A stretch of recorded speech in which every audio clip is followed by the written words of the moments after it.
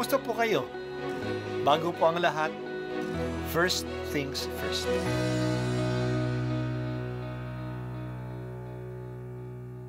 Good morning po. Sinisimulan po natin ngayon ang first things first.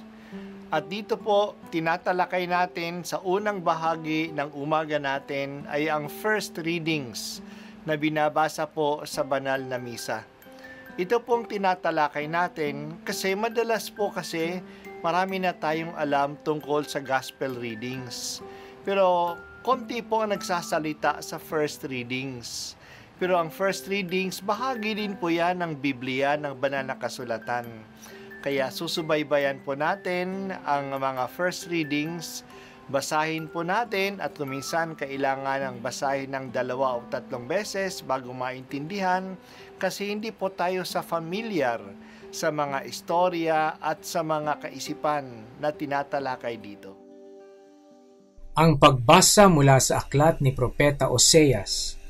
Ito ang sinasabi ng Panginoon, "Nang bata pa ang Israel, siya'y aking minahal na, parang tunay na anak, at inilabas ko siya sa Ehipto. Ako ang nagturo kay Efraim na lumakad. Kinalong ko siya, subalit hindi nila alam na ako ang nangangalaga sa kanila. Pinatnubayan ko sila ng buong pagmamalasakit at pagmamahal. Ang katulad ko'y isang nag-aalis ng busal sa kanilang bibig, at yumuko ako upang sila'y mapakain. Nagtatalo ang loob ko at nanaig sa aking puso ang malasakit at awa. Hindi ko ipadarama ang bigay ng aking poot. Hindi ko na muling sisirain ang Efraim, sapagkat ako'y Diyos at hindi tao, ang banal na nasa kalangitan ninyo, at hindi ako naparito upang magwasak." Ang salita ng Diyos. Salamat sa Diyos. Ngayong araw ay ang dakilang kapistahan ng kamahal-mahalang puso ni Jesus. Ang mahal na puso ni Jesus ay nagpapahiwatig ng kanyang pag-ibig sa atin. Sa mga larawan ng Sacred Heart, nakausli ang puso ni Jesus sa kanyang dibdib upang i-emphasize ang puso niyang nagmamahal sa atin. Ang pusong ito ay sugatan at dinudugo pero patuloy pa rin umaalab. Ganyan ang pag-ibig ni Jesus. Kahit na nasugatan dahil sa ating pagtanggi sa Kanya, patuloy pa rin siyang nagmamahal sa atin. Ang larawan ng pag-ibig ni Jesus ay dinescribe sa atin ni Propeta Oseas. Ang pagbasa natin ay isang monologue ng Diyos. Ang Diyos na nagsasalita sa kanyang sarili.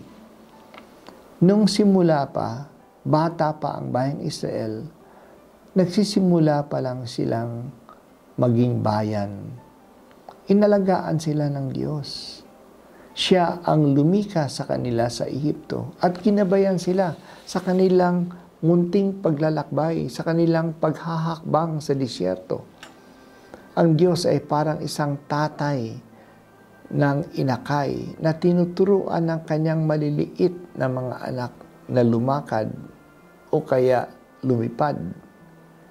Siya ay yumuyuko upang pakainin sila. I-imagine natin ang isang magulang na yumuyuko na pinapakain ang kanyang anak. Pero nung lumaki na ang bata, itinakwil niya ang kanyang magulang. Sumunod siya sa mga Diyos-Diyosan ng ibang mga bansa. Mas naniniwala sila sa kapangyarihan ng Syria, ng Assyria. Siyempre, nasaktan ang Diyos. Anong gagawin niya sa batang ito? Itatakwil ba siya at pupuksain sila gaya ng Sodoma at Gomorrah? Mga lungsod na pinaulanan ng apoy dahil sa kanilang kasalanan. Nagtalo ang loob ng Diyos. Pero sa bandang huli, nanaig ang awa at malasakit. Hindi niya ibubuhos ang kanyang galit sa kanyang bayan.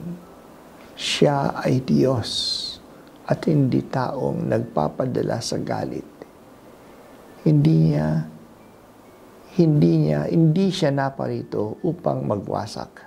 Dito bumalik sa ating isip ang sinabi ni Jesus. Siya ay sinugo ng Ama, hindi upang humusga at magparusa, kundi upang magligtas.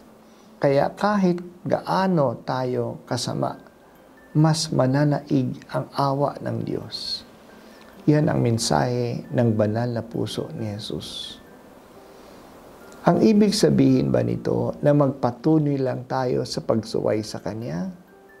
Kung sa bagay, papatawarin din naman niya tayo. Hindi. Ang dakilang habag ng Diyos ay nananawagan sa atin na bumalik loob sa Kanya. Kahit na gaano katagal o gaano kalaki ng ating kasalanan, tatanggapin pa rin niya tayo. Mahiya naman tayo na handang-handa na siyang magpatawad at hindi tayo nagsisisi.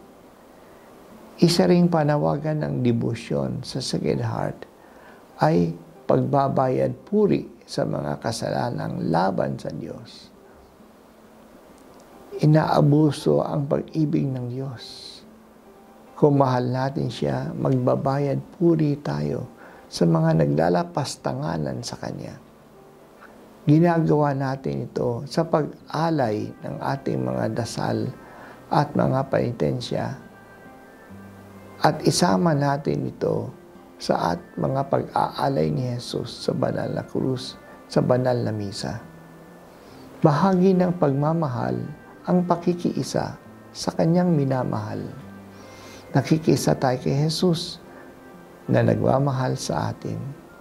Kaya tanggapin natin ang Kanyang pag-ibig at ialok natin ang pag-ibig niya sa iba.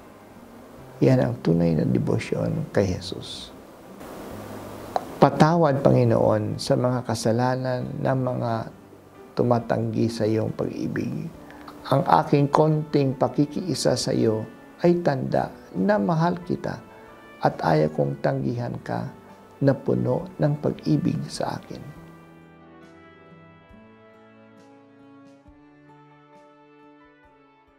At ako po ay si Bishop Broderick Pabilio dito sa First Things First.